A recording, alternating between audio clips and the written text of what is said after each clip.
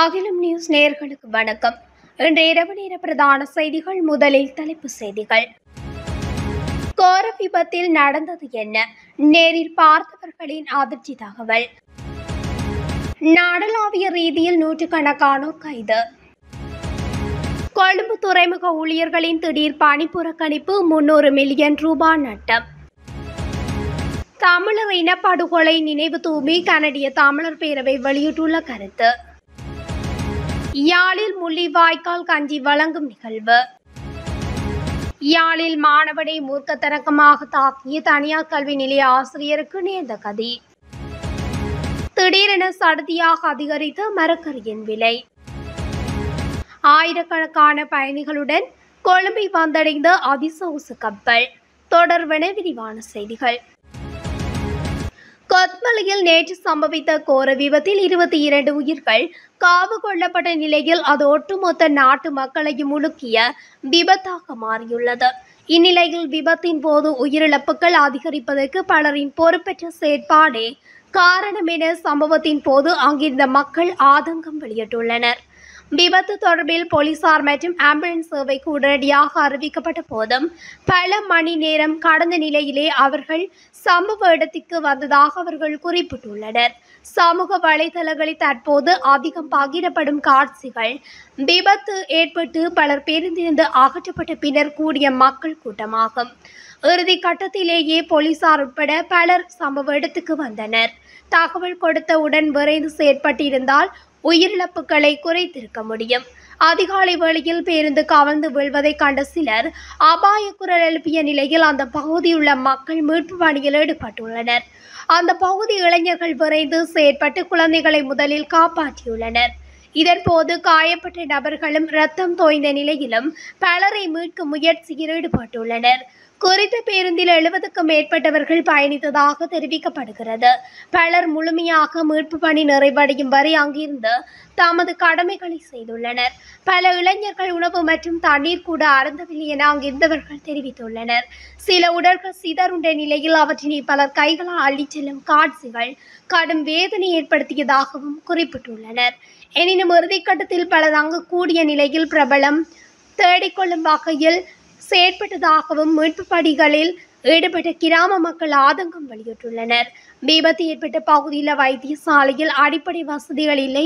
அவசரத்துக்கு பெனடால் கூட அங்கு பெற்றுக்கொள்ள முடியாது. இவ்வாறான நிலையில் உயிருக்கு ஆபத்தானவர்கள் எப்படி அங்கு அனுப்புவது என்பது பெரும் நெருக்கடி நிலையாக இருந்ததாகவும் அவர்கள் சுட்டிக்காட்டியுள்ளனர். நாடளாவிய ரீதியில் மேற்கொள்ளப்பட்ட விசேட சுற்றி வளைப்பு நடவடிக்கையின் போது 360 பேர் கைது செய்யப்பட்டுள்ளதாக போலீஸ் ஊடகப் பிரிவு தெரிவித்துள்ளது. குறித்த கைது நடவடிக்கையானது நேற்று மேற்கொள்ளப்பட்டுள்ளது.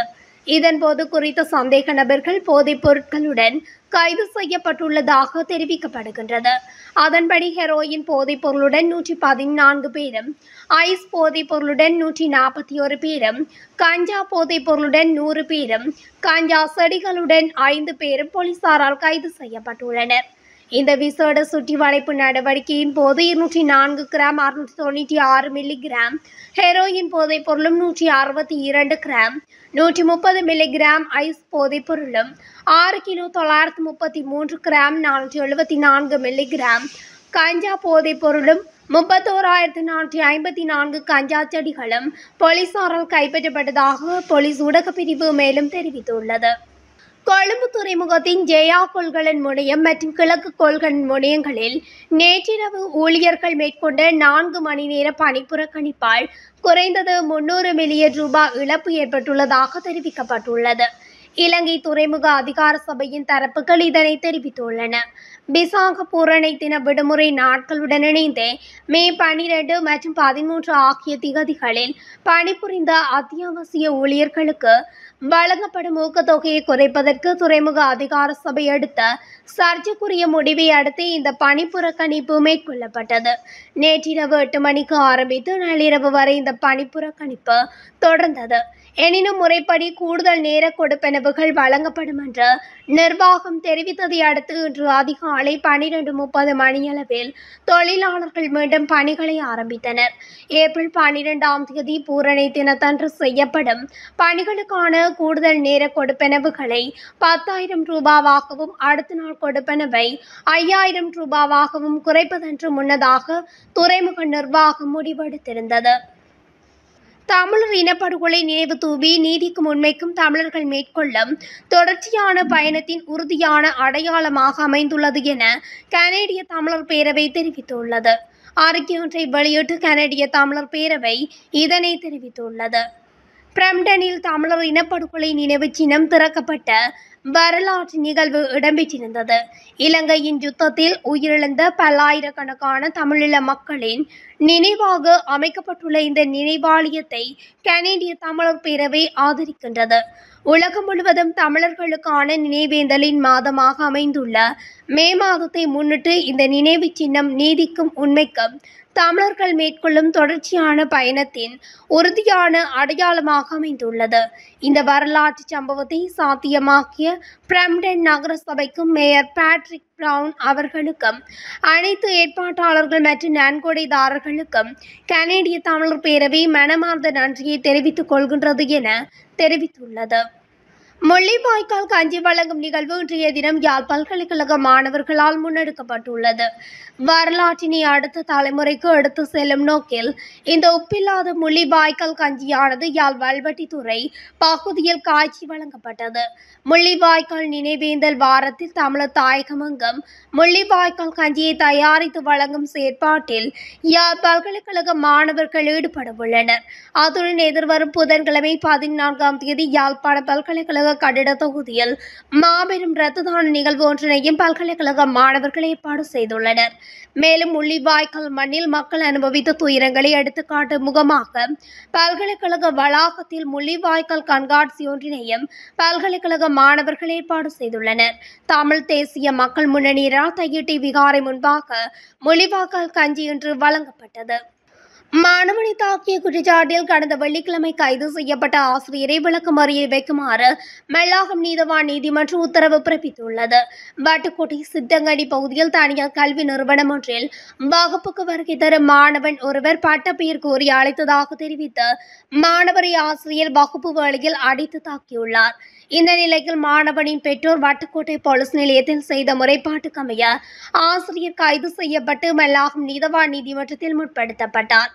இதன்போது கைது செய்யப்பட்ட தனியார் கல்வி நிலைய ஆசிரியரை எதிர்வரும் செவ்வாய்க்கிழமை வரை விளக்கமறியலில் வைக்குமாறு நீதவான் உத்தரவிட்டுள்ளார். பதுளை மாவட்டத்தில் உள்ள நகரங்களின் பிரதான சந்தைகளிலும் விற்பனை நிலையங்களிலும் காய்கறிகளின் விலைகள் சடுதியாக அதிகரித்துள்ளதாக நுகர்வோர் கவலை தெரிவிக்கின்றனர். இவ்வாறு காய்கறிகளின் விலைகள் அதிகரித்தமைக்கு காரணம் கடந்த சில மாதங்களாக பதுளை மாவட்டத்தில் பெய்த கடும் மழை என காய்கறி வியாபாரிகள் தெரிவிக்கின்றனர். பதுளை மாவட்டத்தில் பெய்த கடும் மழை காரணமாக தக்காளி, கோவா, கிழங்கு, கரிமிளகாய், பச்சை மிளகாய், கத்தரிக்காய், போஜி போன்ற காய்கறிகளின் உற்பத்திகள் பாதிக்கப்பட்டுள்ளன. குறைந்த அளவு உற்பத்திகளை விற்பனைக்காக சந்தைக்கு வந்துள்ளதுடன் உற்பத்தி செலவும் அதிகரித்துள்ளது. இதன் காரணமாக காய்கறிகளின் விலைகள் அதிகரித்துள்ளன. ஜெடா ஸ்டெல்லா சொகுசு பயணிகள் கப்பல் கொழும்பு துறைமுகத்தை வந்தடைந்துள்ளதாக தகவல் வெளியாகியுள்ளது. குறித்த கப்பல் இன்று காலை கொழும்பை வந்தடைந்ததாக தெரிவிக்கப்படுகின்றது. மலேசியாவிலிருந்து 2022 சுற்றுலா பயணிகள் மற்றும் 628 பணியாளர்களுடன் குறித்த கப்பல் வந்ததாக குறிப்பிடப்பட்டுள்ளது. இந்த கப்பல் நேற்றிரவு ஹாமாந்தோட்டை துறைமுகத்தை வந்தடைந்த பின்னர் இன்று காலை கொழும்பு துறைமுகத்தை வந்தடைந்தது. மேலும் ஆஸ்திரேலியா, பிரேசில், கனடா மற்றும் பெல்ஜியம் உள்ளிட்ட 30 நாடுகளைச் சேர்ந்த சுற்றுலா பயணிகள் குறித்த கப்பலில் வந்ததாகவும் சுட்டிக்காட்டப்பட்டுள்ளது. இந்த சுற்றுலா பயணிகள் இன்று கொழும்பு, பின்னவெள, கண்டி மற்றும் நீர்கொழும்பு ஆகிய சுற்றுலா தலங்களுக்கு செல்ல உள்ளதாகவும் தெரிவிக்கப்படுகின்றமை குறிப்பிடத்தக்கது. இத்துடன் அகிலம் நியூஸின் இரவு நேர பிரதான செய்திகள் நிறைவடைகின்றன. தொடர்ச்சியாக செய்திகளை அறிந்து கொள்ள அகிலம் நியூஸ் ஊடகத்துடன் இணைந்திருங்கள். நன்றி, வணக்கம். அகிலம் மாற்றத்திற்கான மக்கள் குரல். இந்த வீடியோ பிடிச்சிருந்தா லைக் பண்ணுங்க, கமெண்ட் பண்ணுங்க, ஷேர் பண்ணுங்க. மறக்காம கீழே இருக்க பெல் ஐகானை கிளிக் பண்ணுங்க.